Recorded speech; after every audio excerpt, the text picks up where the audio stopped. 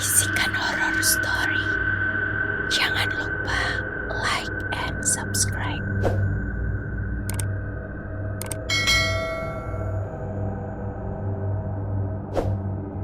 Hai, namaku Jenny. Pada malam itu, seperti malam biasanya, aku berbaring sendirian di kamar, sembari mendengarkan musik yang biasa aku putar. Orang tuaku meninggalkan aku sendirian, lantaran mereka harus menjenguk anak temannya yang mengidap penyakit kanker. Aku termasuk anak yang dimanja, karena aku adalah anak satu-satunya kesayangan mereka.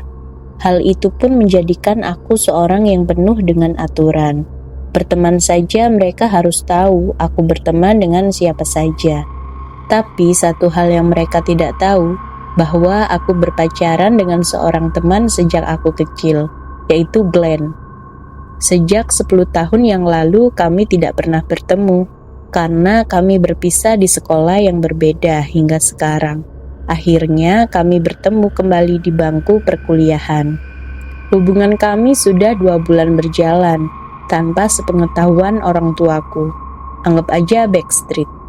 Hanya saja aku belum siap untuk memberitahu mereka.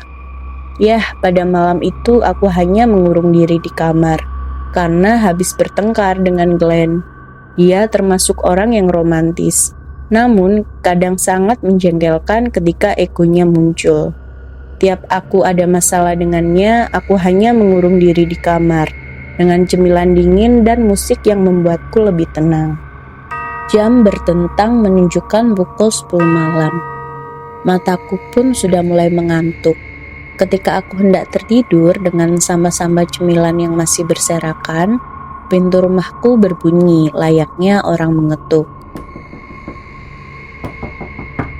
Aku pun terbangun dan bergumam dalam hati. Siapa malam-malam gini masih saja bertamu? Aku keluar dan membuka pintu. Ternyata dia adalah Glenn. Aku terkejut malam-malam begini Glenn datang dan membawa bunga di tangannya.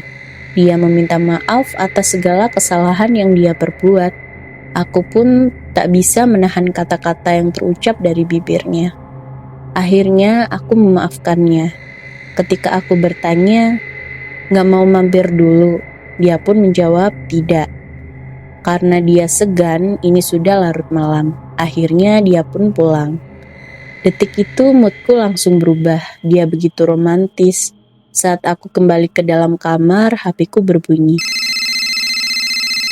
Ternyata ibuku menelpon dan dia pun tanpa basa-basi hanya berkata, Jenny, kamu masih ingat gak dengan Glenn teman kecil kamu dulu? Dia barusan meninggal karena penyakit kanker. Aku pun terkejut tak percaya. Saat itu aku terbangun dari mimpi dengan sampah-sampah yang berserakan di atas kasur. Untung cuma mimpi, ucapku.